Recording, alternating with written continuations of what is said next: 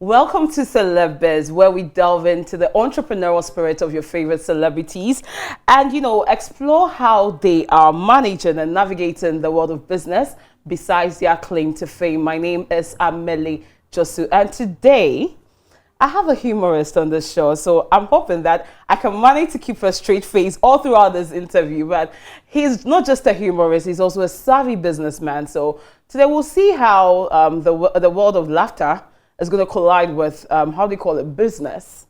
My guest on the show is none other than Foster Owusu-Ponsa, a.k.a. Foster Room. Anus. Welcome, Foster. Thank you. I didn't know. You said your name is Amele Josu. No, we don't know that. We don't know. We know AK. AK Saminiwa. I agree. I know, right? What great new one I say. Foster, this is supposed to be a business, so. Oh, sorry. That's not what I shall say. I'm sorry. Yes.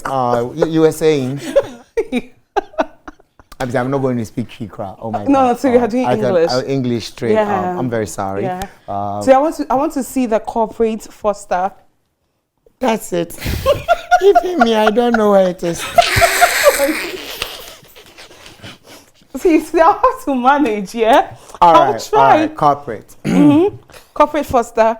Yes. I know you as a comedian. Yes. A musician. Actor. TV presenter. And radio presenter. TV and radio presenter, yes. Wow. And continue. Recently, general manager of a broadcasting network. Yes. Like EBN. Yeah. Aside these things that I've mentioned, do you have any other business ventures going?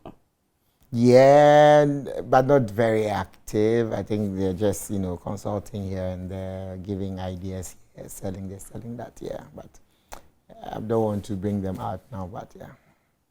We are doing some other things on the side. To keep the pockets liquid, yeah? You have to.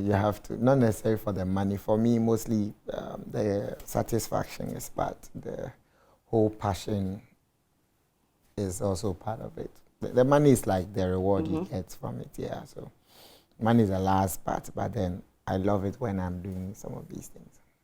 So I think the day I saw you post that flyer announcing your new role as the general manager of EBN, I was like, hey, Foster, how are you going to strike that balance between you as a general manager and then Foster, the comedian that we know? See how I'm struggling to keep a straight face. Oh, I mean, how do you manage to strike that balance?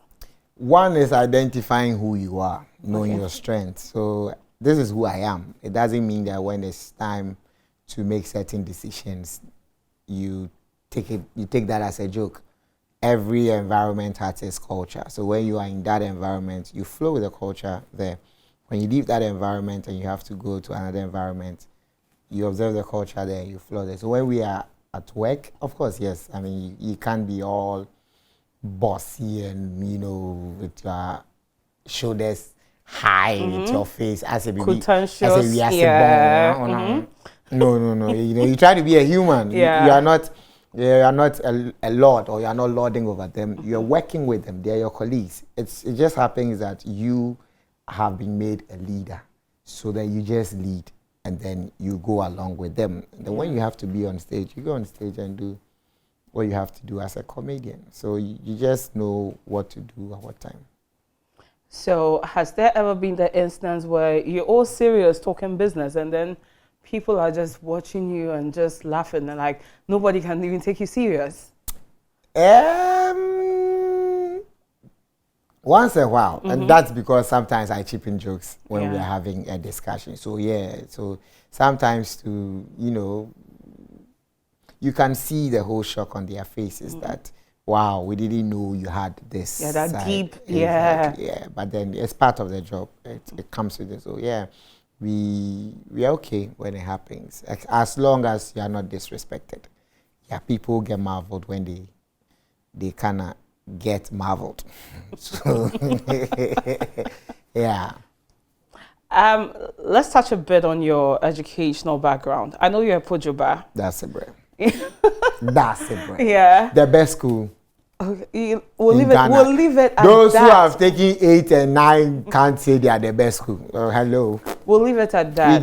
We just have to give some No kids one is fighting over that. candy. We'll just leave it there. No, the way you are saying you leave it there is like you are No, trying. I'm trying to. I'm not saying we are not doing NSMQ today. Oh, It's no, I'm just letting you know okay. that you can't use that Well noted. to ascertain that the fact that somebody is better because somebody has taken 8 or somebody hasn't taken 8. We didn't mention. That's not a base. Well noted. So Well do you noted. agree that my school is the best school in Ghana? Very well noted. I agree. That's Sebre, Pojos. We just had to give some children candy. That's all. Okay. Okay. Yeah. Very well noted. You went into the university.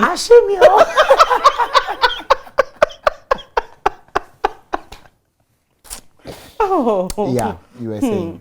You went into the university, yeah, to pursue a course in accounting. Yeah, And that then was not university. I mean, you venture, I mean, you stopped, Yeah. you changed, then you switched to theater arts. What happened? So at that time, I realized the accounting wasn't my thing. I wanted to charter in accounting, so I was reading chartered accountancy, and so we're now prepping ourselves to go take the exams. Then balance it. It wasn't balanced. The math wasn't mathing. It wasn't mathing at all. Even the least account I'll bear balance, the trading profit and loss near the crab made them balance it. So it wasn't like I wasn't good at it, but I was struggling a bit. So I realized that this is not where I am supposed to be.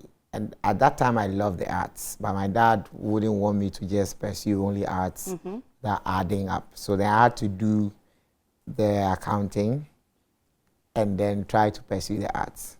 So I think within that, I had the opportunity to participate in the Stars of the Future reality show.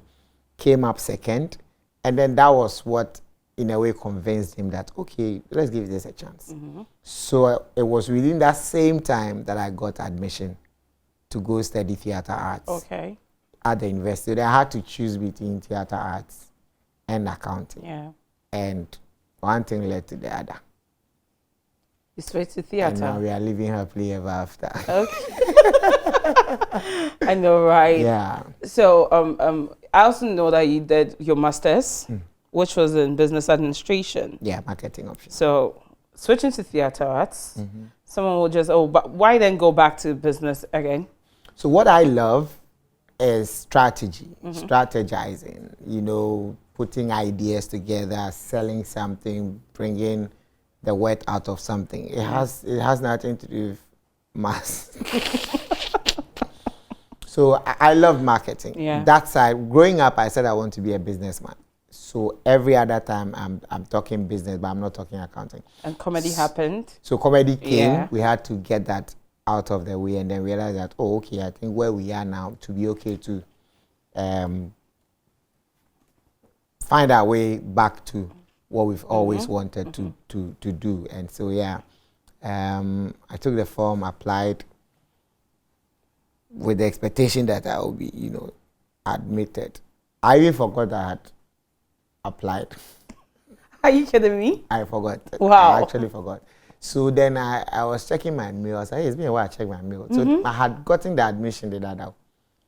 And I just didn't know. Here, I Oh, didn't know. no. Until I checked in, I was like a week or two to the closing date. I'm like, Wow.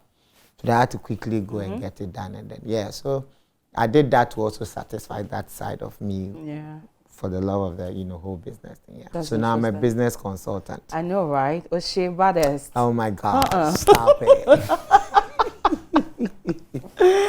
I mean, talk about the fact that you tried convincing your dad in order to, for him to allow you to do the arts.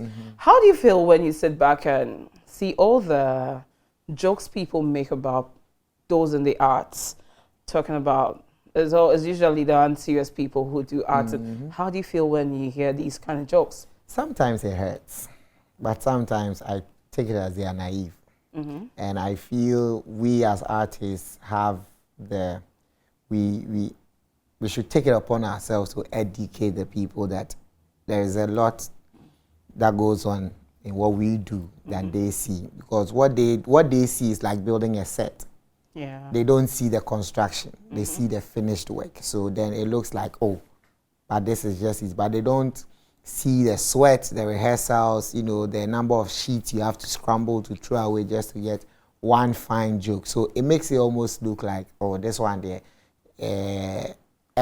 everybody can do it. So I think as much as they also have to, you know, come to the realization that there is no job or there is no industry that's easy, we also have to also, you know, let them understand that there are a lot of factors in what we do, or a lot goes into what we do. Yeah. I mean, you've risen through the ranks and your place of work to the position of a general manager now. Yeah. So what strategies have contributed to your success in climbing this corporate ladder? No strategy is God. No strategy whatsoever. I can't talk about putting down, I will do this, do that. No. I don't. If I have done it, then I've done it unconsciously. But then I would say that for where I am, it took grace. There was no plan whatsoever. I want to be this at this point in time. I want to be here at this point in time. But how do you know you'll be general manager at this age or in this? You know, I just spoke to Mr. Listo once, who is my MD. I spoke to him once that, oh, I feel like I can do some for marketing, you know. And that was all. The next thing I heard, he had called me that, you know what, I want you to fill this position. And I'm like, he said, yeah, I think you can do it. So I would say thanks to God and thanks to him for seeing that ability in me. Yeah. But to say that, oh, I had a strategy that at this time I'll go to school. No, I don't. I plan though, but you know, you don't always get it in that. But I would say straight up, it's God.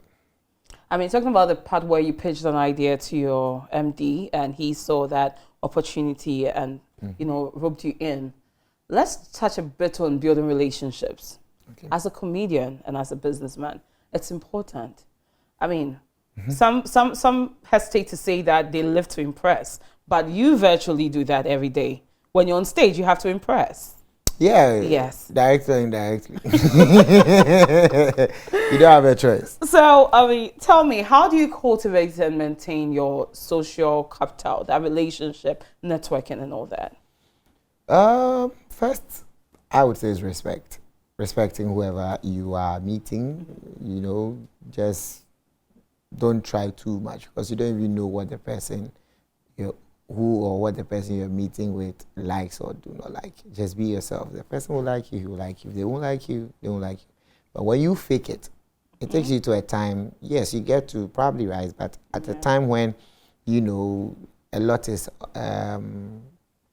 deserved or required from you, because you faked it, you may not be able to maintain it. Yeah, so just be yourself and then let the people like you for what you have and who you are, not for something you're not. Because at the end of the day, that thing will come, you know, knocking at your door and you'll have to prove yourself. Yeah, so for me, that's what I do. I let you know that this is who I am, this is what I do. Yeah. So honest about myself to you, opening up to you. And then we continue the relationship. Interesting. My own. Where from that one? So, obey madam for no, I my own.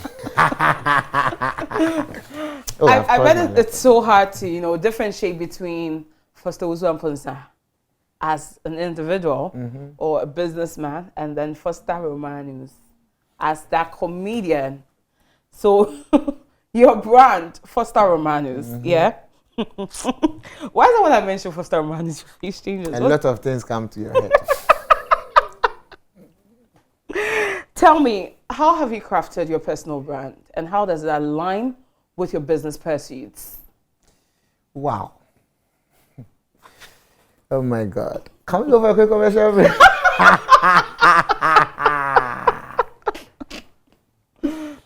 So for me, I have positioned myself as that one person who explores every ability he has.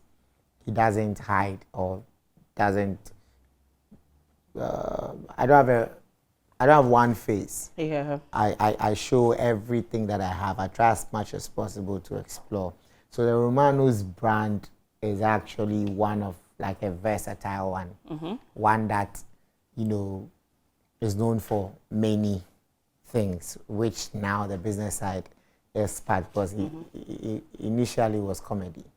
Then we introduced the element of music in there, and the music became part, and then, you know, some acting came down the line, because that's what we started with actually. Yeah. We started acting, so acting also came in. Then we had the opportunity to be on radio, so then we didn't take it for granted. We took advantage, worked hard, and then that also became part. So for me, I have positioned myself as never limit yourself. Find out what other abilities you have, explore it, and then, you know, chase it with all the zeal and passion and everything you can. You should be my PA. I'll gladly do that, man. Once my once God. the check is huge like that, yeah. Money is not a problem. Okay. Saturday is mine. You know, some money no be problem. So tell me, I know it hasn't been a smooth ride. Yeah. You've had challenges, but then what are some of these challenges and how do you navigate your way through them? Challenges, we know that we'll never stop having them until we are dead and gone. But then, one of the biggest challenges is the fact that people see you as a comedian all the time and don't want to look at the fact that can there be any other thing apart from being a comedian? So sometimes even when you want to bring the element of, I have this ability, that ability, they still have that face of a comedian. But that one, you can't take it away from them because it's you, unless it's not you. So you just have to work hard and prove them wrong. So that's one of the things you do. You just don't give up. You work hard, and then you don't let that get to you. There are people who may say things that will really hurt. Sometimes they didn't mean it. Sometimes they did. But then, it is part of the weight or the load or the you carry when you took that path. So when it comes, you embrace it. It hits your chest, you shake it off, and then you move on. That's interesting. Oh my God, stop it. What are some of the low moments you've experienced? Or which one would you describe as your lowest in your career? Both as a comedian and then business. Okay, as a comedian, I mean, you know, every comedian's lowest moment is when he gets on stage and doesn't get, you know, the response he expected. And that one, we had a couple of them, but then we told ourselves the next time they hear of us, it will be better. So then that always kept us going. In business, yes, I had someone tell me, so then, and then I laughed. I was like, okay, fine, no problem. If that's how you see me, I don't blame you for that. It got to me though, but that pushed me to go to school. Okay. Because then I realized that, okay, it's because there's nothing to certify that you have that. Because when I say I'm a theater practitioner, I have a certificate to prove that I'm a theater practitioner. So then I can't just walk into someone's office and say, hey, I'm a marketing expert, employ me, or I have ideas, buy into it, unless I have something to certify for it. So that pushed me to go to school. And thank God I got the opportunity. But beyond the certification and you showing, oh yeah, I have the expertise here. How do you manage to win these doubting Thomases over? By proving them wrong. When they give you the opportunity to present what you have, you make sure you put in your A game. You drop it like it's hot. Yeah. You don't take chances for granted. Once you get that opportunity, you hit it directly on the nail. Every time I ask myself, did I do my best? If whatever I did was my best, I don't care the outcome.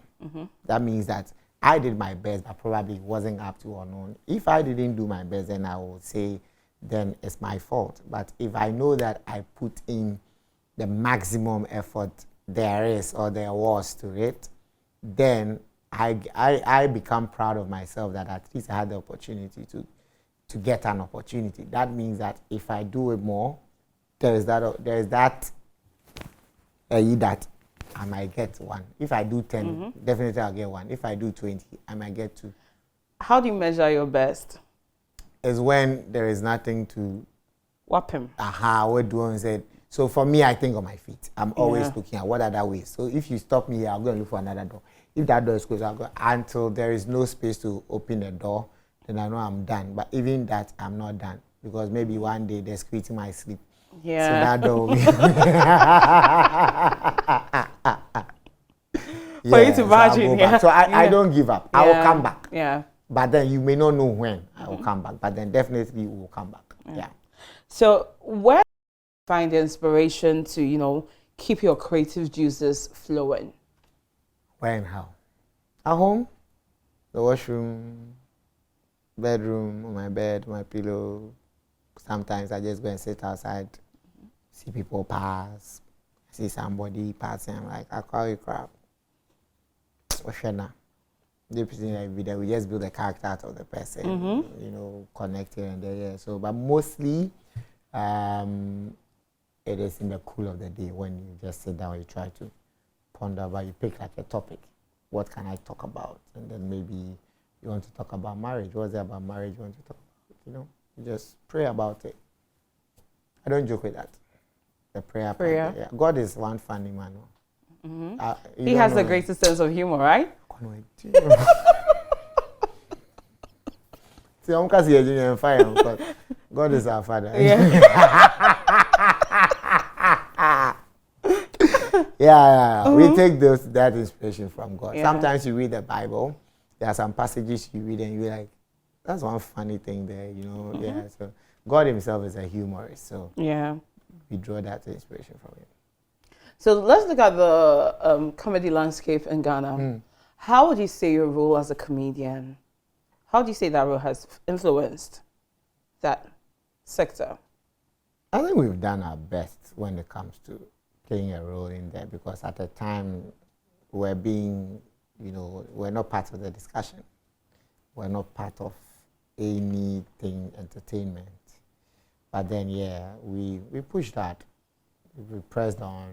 We were determined. And now here we are. It started with there were no comedians in Ghana. Yeah. And then now they had some, but then they were not funny. And then now we have comedians going as far as Rwanda, Uganda, South Africa, UK. Touring the globe and all that. Lexi just came from the United States. Jacinta has been to UK. I mean, so I feel in a way we inspired all these people, some way or the other, directly or indirectly. They saw something good in that side and they saw that they could do it. And I think they've done it to their best or better. So how do you deal with comparison in that sector? Because I know people will try and compare you. Oh, what they ought to say, the rest are traveling, they are touring here. What are you still doing? Oh, he's no more funny. Oh, he's old. Let's change that. How do you deal with that? It's inevitable. No matter what you do, there's going to be that. But then all they have to know is that just like football, there are those who score and there are those who defend. Yeah. But at the end of the day, mostly they talk about those who score without paying attention to those. And then there are those who train. Team players. Yeah, exactly. So at the end of the day, you have people. It's called in marketing they call it consumer behavior. Exactly. So you can't get a consumer to always like a product. Definitely a consumer will want to change preference, etc. And the only thing is that you, the producer, will make sure that you're producing your best, so that when you get your right consumers, you can serve them with it. So I'm being goddamn. Oh, I know, right? You're killing it. Oh my God! Stop it. Oh, what taste?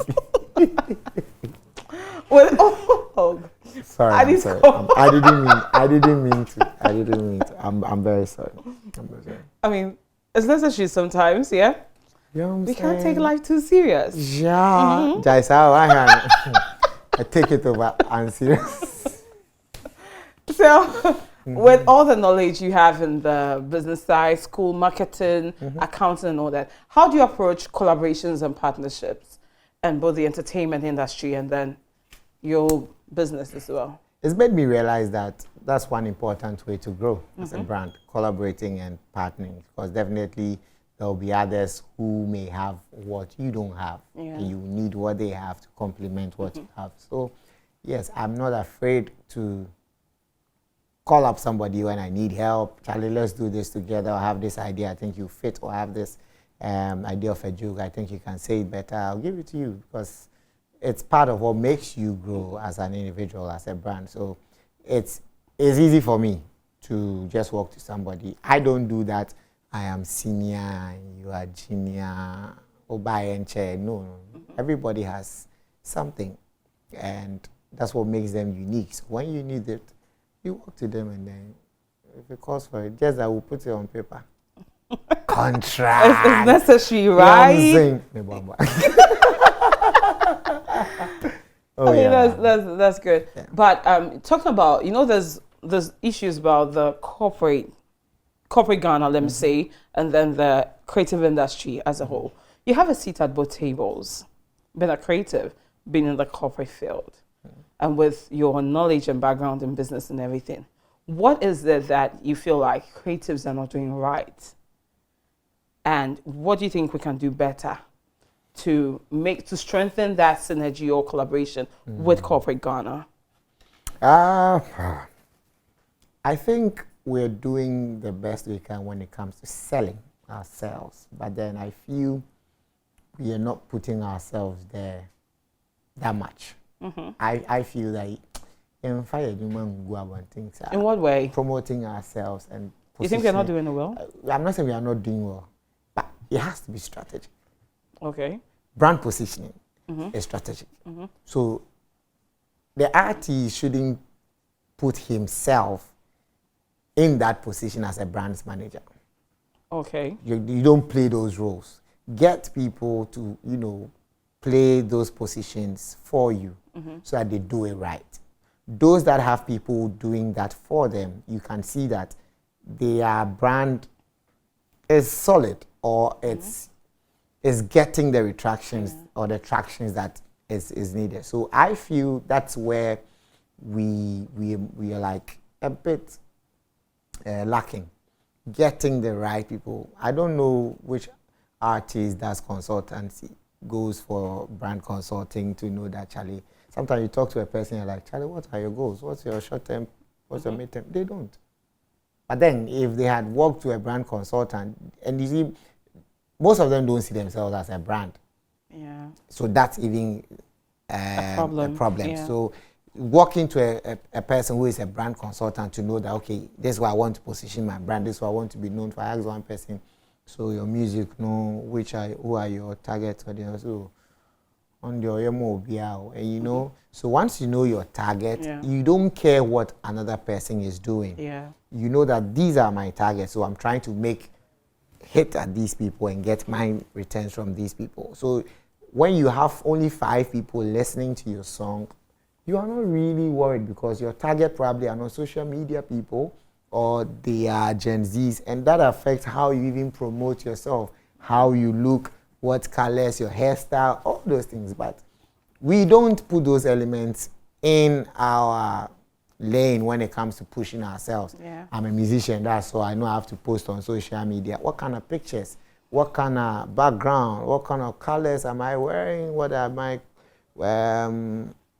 captions? Am I picking up a CSR? Because, what kind of message am I putting out there? Am I a conscious musician, or, all these they all things? count. Yeah, come in there. So I feel once we're able to get those things in place, it will help us push up. And then the corporate will also know that we are taking their tangent. Because if I want an MTN to notice me, I have to know what MTN's mission and vision is, where they are heading towards, what they are doing, to know whether I can align with it as an artist. With that one, when they are coming for me, they know that, okay, this person is, last year ended the show on mental. Yeah, the therapy. You understand? He had already brought us some songs, etc. in that tangent. Album. So once the corporate entity realized that this is something he's doing, they didn't go for any other person. They came straight to him. That's brand positioning. Yeah. So he positioned himself in that place. Yeah. And then the corporate, so it met together. But then if they are doing mental something, then they want to go and take an artist who is not even in any way Promoting mental health or anything of that exactly, sort. Yeah. And do you think from the policy level, enough has been done by policymakers? I got them starting here. Yeah, very cool. We won't fight. I feel there's a lot that needs to be done. And they say policy, but then a policy can only be a policy when it's enforced. Yeah. Exactly, and then we know that it has effect. But when you say we've actually put some policies down and then we are not getting any result from it, then you can call it a policy. And I feel that the arts, I don't call it entertainment because it goes beyond it. It's arts and entertainment. That sector is one sector that I think has the least attention. The arts. Yes. And I will debate this every day. I don't really mind who says otherwise. But to me, I feel that it is one of the most deprived sector. And if they put they put a lot of resources in there and they pay attention there, we can really make a lot out of it. Because we are wearing political suit, which is a Chinese way. Right? It's not a Ghanaian thing. Yeah. How did we get it? It was through their arts. Yeah. We wear rappers, sometimes even sound like Nigerians. Why? Because of their arts. They sold it to us. Yeah. People want to travel to America and Canada. Why? It's because of what they see in their movies. etc. The arts. So if we are not consciously trying to promote our arts and entertainment, then it will be difficult for us to sell ourselves out there. Yeah. And that is where I feel that the government and every other policy stakeholder or whoever is in charge should consider and come. Because when we put up a production, I feel we employ a lot of people in a day than every other sector. To execute various tasks. But we have just one porous national theatre, which is not even up to standard. And we don't have any other places to even take our works across. So that alone is limiting. Yeah. And the rest. Etc. etc. Means don't cry. Don't cry. Mate. So from where you're sitting, how's the future looking like for entertainment? Or let me say the arts in Ghana? It has a bright future. It has a bright future. Shout out to someone like Chief Woman. Yeah. Just came back from Mansa, with the Mansa tour thing, and I think he's doing very well. There are a lot: George Quaid, Latif, Fifi Coleman, Jan Sapor, Superfarm, Uncle Ebo. We need more, but if they are not doing at the National Theatre, where else? They are done. You get it. So, if we are going to have about 10 of these people, that means we have like 20 or 50 production houses. Yeah. National Theatre is too small. Small, yeah. Right. And then all these people are telling different stories, different type of arts, presenting different, entertainment. So that means that we should spread it so that it's not just limited in Ghana. But that said, I just want to say that there is a future. That one there is so bright because the talents that we see out there, if they all, get the experience and they come up, trust me. More things will go on. I don't know. Oh, I'm corporate. I don't know who is influencing me right now. That's yeah, man, Oh. Yeah, you. Hey, Foster. I'm sorry. I'm trying my best. Yeah. People have lamented the issue about TikTok stars stealing jokes from comedians and, and let me say, claiming fame with them and all that. How do you shoulder all that pressure? Yeah, when you are doing your SWOT analysis, you realize that there's a T in there. You have threats. Exactly. Yeah. So definitely you can't run away from threats. You just have to look at how you either beat it or you bring that to your advantage. Yeah. So we can't say that that will go away.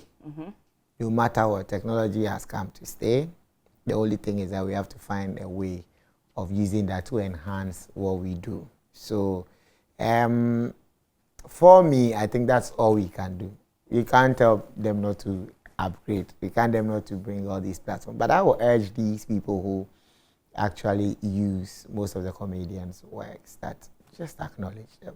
Because you and I know that at the end, and you'll be at the end of we all, they say there's nothing new under the sun, we understand. But then when you get inspiration from somebody, it's only fair that you acknowledge that, oh, I got the inspiration from this. I got it from there. The source. Exactly. And that's so nobody will come and beat you. So yeah, for that one, I think they should do that. But we can't take it away. We just look for ways to get them to help them. Yeah. You've been in the broadcasting business. Yeah.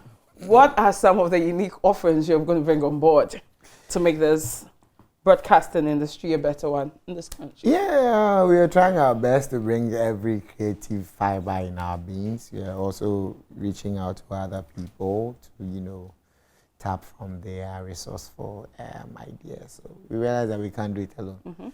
I'm there not because I can do it all. I'm there because probably I have what it takes. So then all I have to do is just call on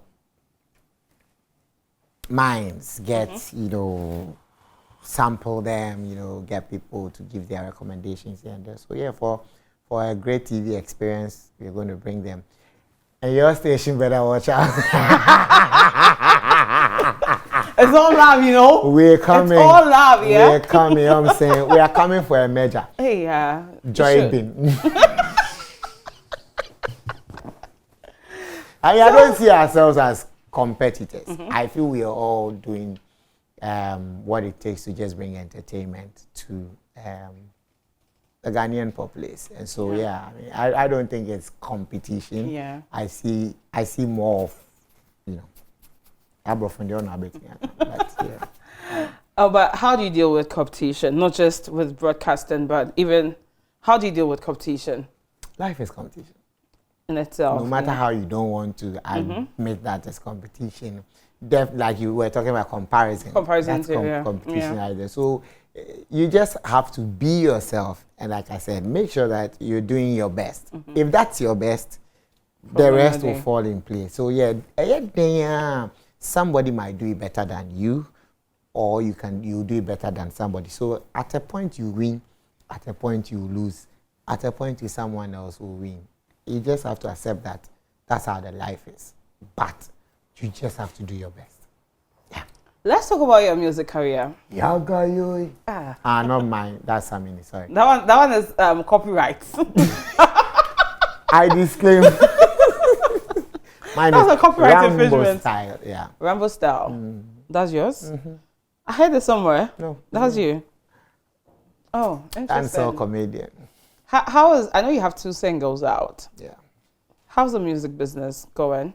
We haven't really pursued it. For music, I would say I haven't done much justice. I've not put my 100% in there. Yeah, but then it's something that I'm hoping to. It's gradual. Yeah. When you're building a brand, oh my God. Why you know what he said? Yeah, you have to find a way of getting people to get the whole idea that this is who you are. You have, because sometimes when people have this about you, it's difficult for them to embrace the other side. So you can't just give it to them at once like that. It's gradual. Yeah. So the music, I will not stop. I'm going to pursue it. I did a concert last year, Proskinio. It was a worship. I had like 6 or 7 gospel songs that I recorded on that day. I'm working on it to release them. So yeah, there'll be some songs in the coming months or the coming days. I'm going to release more songs. But those ones I'll actually promote it. Yeah, I will not just release it and leave it. That was what I did for the first 2. But the subsequent ones, it was just to test the market. I realized that, there's potential. So now I'm going to put in my best there too. So watch out. Who's your favorite artist? Who else? I mean, that's something we share in common. That's why we can't compete. So I was going to say I'm coming to take over, but we have that in common. No, I know, right? We have that in common. It's easy right here. Oh, big up Sima like Samini. Yeah. He has done a lot for me though, indirectly. because I got a lot of inspiration from him when I was growing up. Yeah. And sometimes most of the craft that I put out is from things I've learned from him back in the day. Yeah. You watch and, you know, observe Hey, and those pick days, up a thing or two. I'll sit at the internet cafe, buy airtime just to watch his videos, his interviews. So at a point I could talk like him. I know, right? Yeah, I can't even know that. It was that.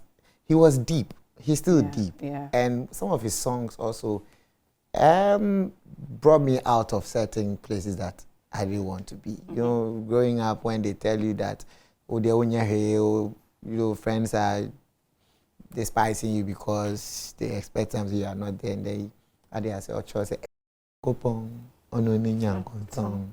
Amawe ninyang tiyang konkotong. Exactly. You know, so yeah. his lyrics, some of them, you know, kept me going.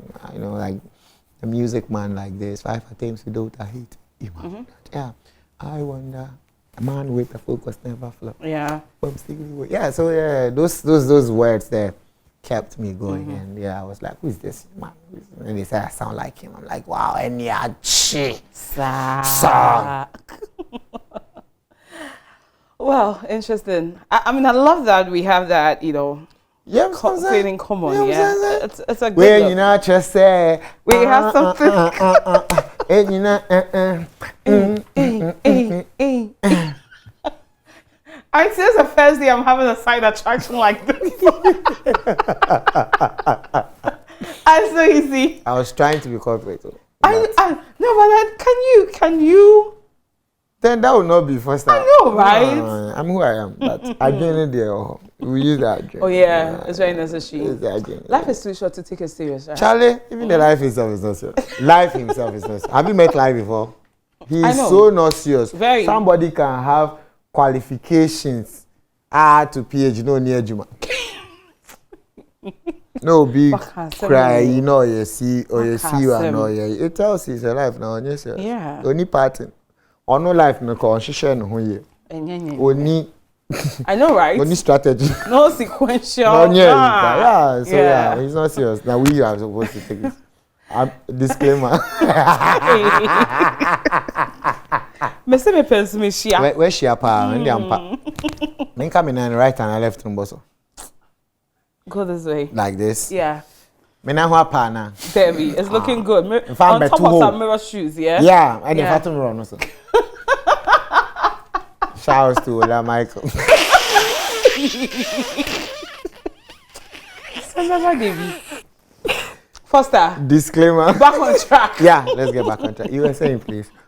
So, I mean, comedy. People have queried and, you know, they've questioned, when does a joke cease to be a joke? Especially when it plays on the sensitivities of people. As a comedian. A joke. When does never ceases to be a joke. A joke is a joke. How then do you qualify it as a joke? It's a joke. And let the people have this, that a joke always, at all times, is at the detriment of another person. If I'm talking about a pastor, everybody is laughing at the pastor. So I don't see why everybody is laughing at the pastor, and when I switch it to another person, then it becomes I've crossed the line. You understand? Yeah. When it is meant to be a joke. Unless I'm saying that this person directly is that, saying things I'm not supposed to say. But I'm placing the element in a scenario called a joke. First place, it is not serious. It is a joke. So when I'm saying, what can I use? I was trying to get one that, you know, I got criticism for it, but I've forgotten. Could it be about politics? Mostly, you get that about the politician. But then that one there is normal because we are all friends, you know. Yeah. The whole context was, the setting was on a stage, the element of a joke. Definitely a joke will hurt someone or two. If I'm talking about Honorable Sam George, probably talking about LGBTQ, and I'm putting him in that context, it's just because he's made something about it.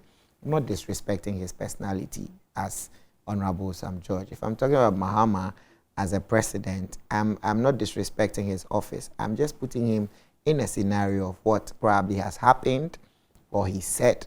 And there's never a time where a comedian has said something that is out of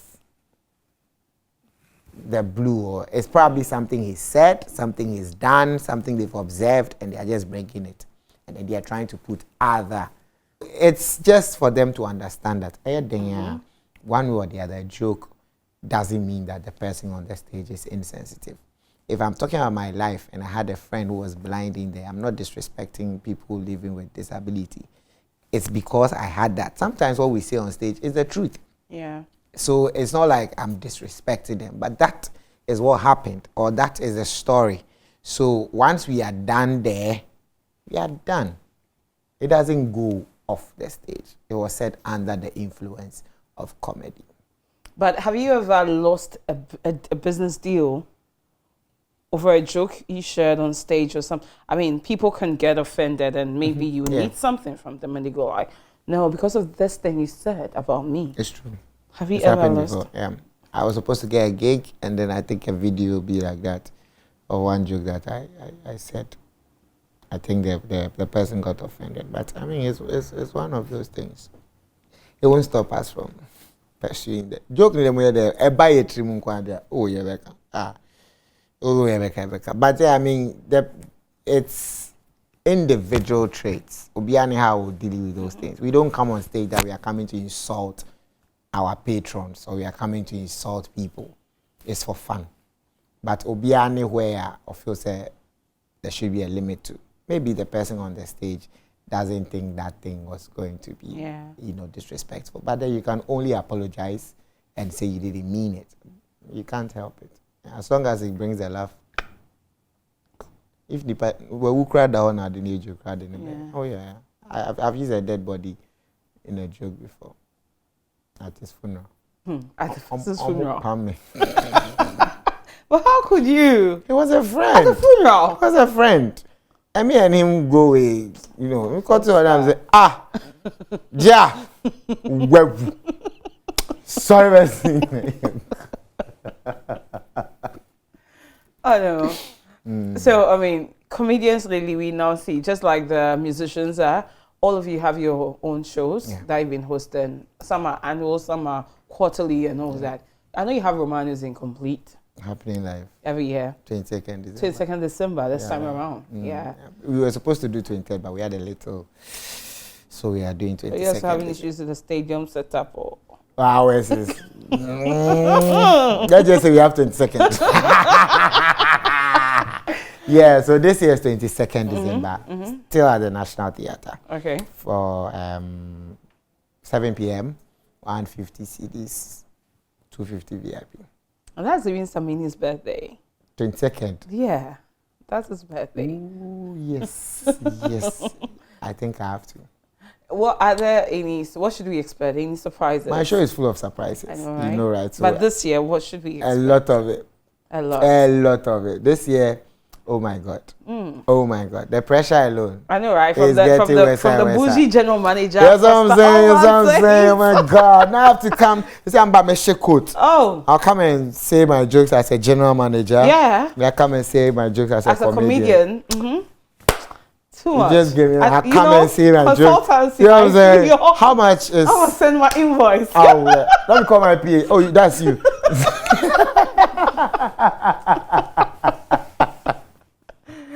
So how are you guys profiting from these shows, personal shows? Because then when you host a show, I know other comedians are going to come on board to support you. Yeah.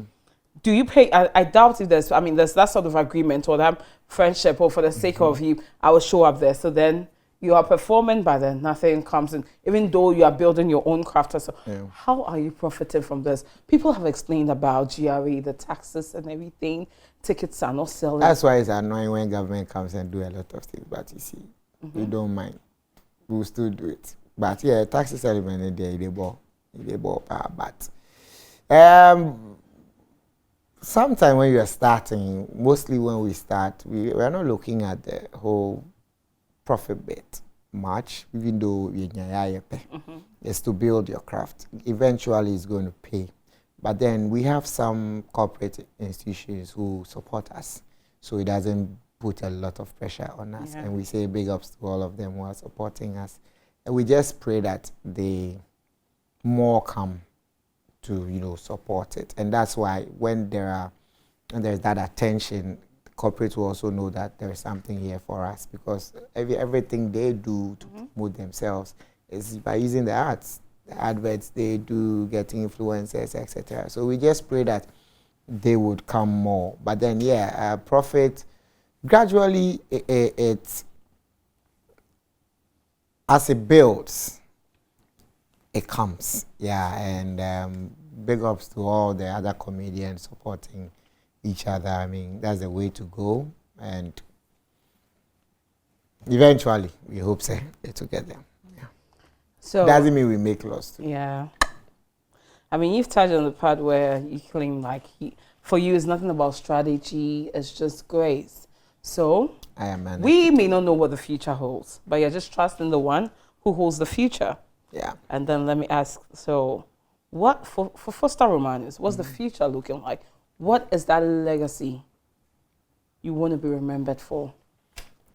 So I want to be remembered for a lot of things. Most importantly will be that one person who didn't shy from pursuing every ability he had. That's why I don't care what people say, that you are confusing brand here. Then no, I believe that God put the gift in you for a purpose.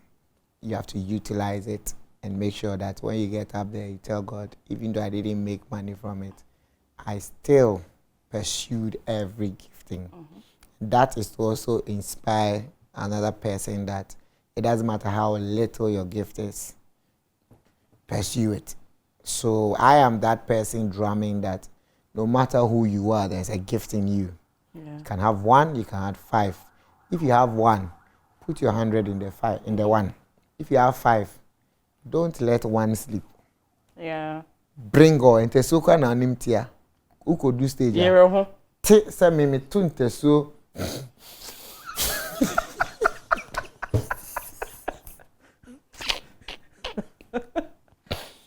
I'm just saying. I know. Yeah. So whatever ability you have, I want to be known that it is Foster who made me. Who inspired me to pick up. Because people think that, oh, I have this small gift there. Hey, who told you? If it is not necessary, God wouldn't have given it to you. Then we don't have this little finger. But there are a lot of things you can do.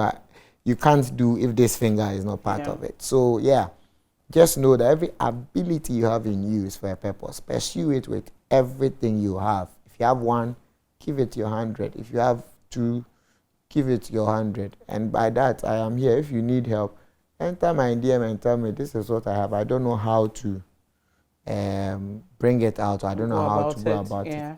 I am a brand consultant. I'll help you position your brand. I have kind of saying success stories, but just I don't say them because I want to respect.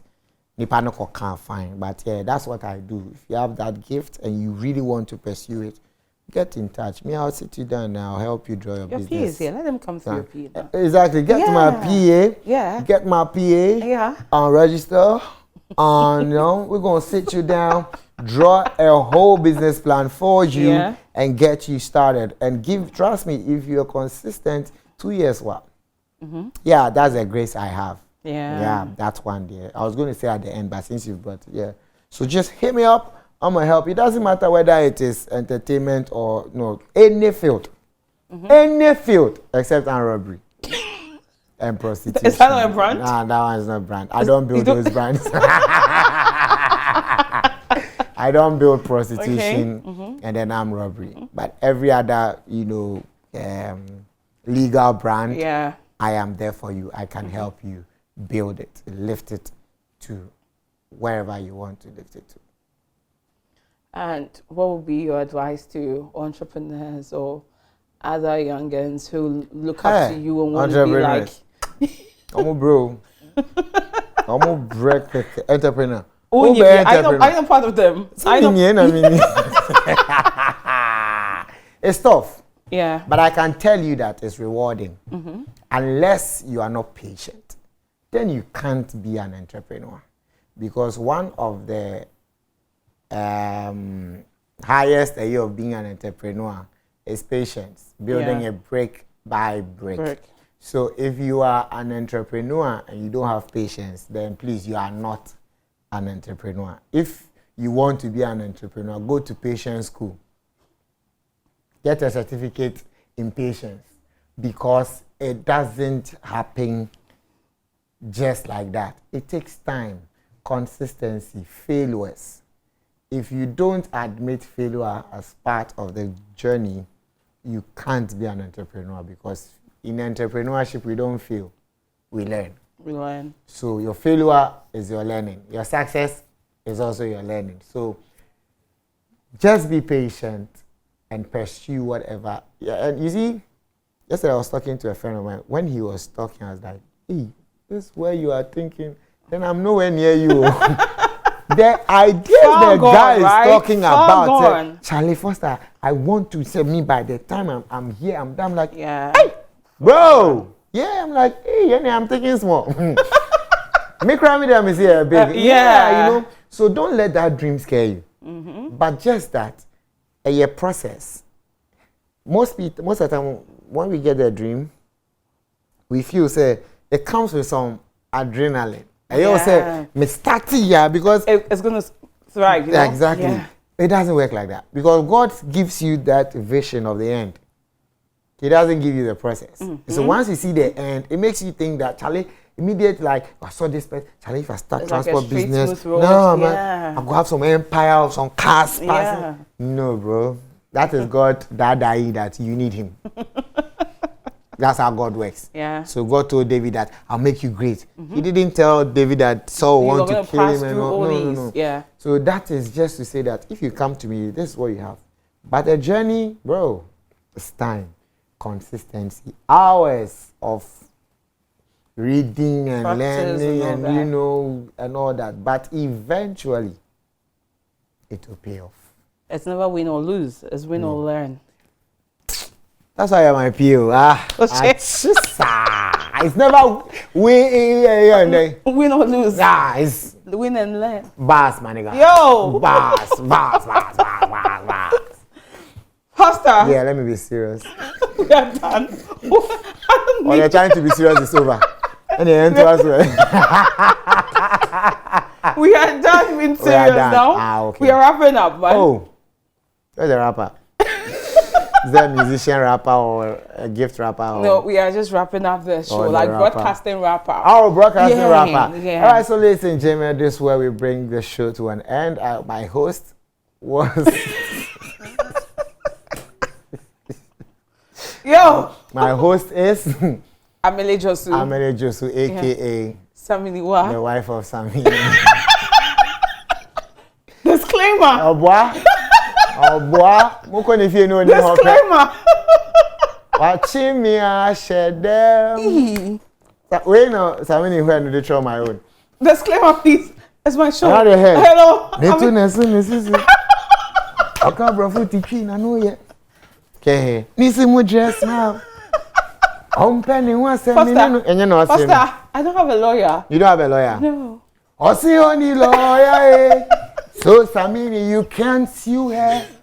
Usu uncha toli each and every day. Honam we unya bin design.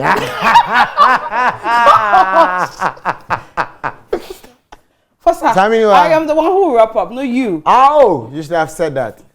Disclaimer. I don't know if it was more of comedy than entrepreneurship, but I trust you enjoyed watching Celeb Biz today. Thank you so much, Foster. Thank you so much. For making time. For giving me time. Till I come your way again. Same time. My name. Let me say my name. Till I come your way again, my name, as always, Romanus, is Amele Josu. Romanus. O for Romanus. And this is Celeb Biz. Thank you for watching. Stay safe. God bless.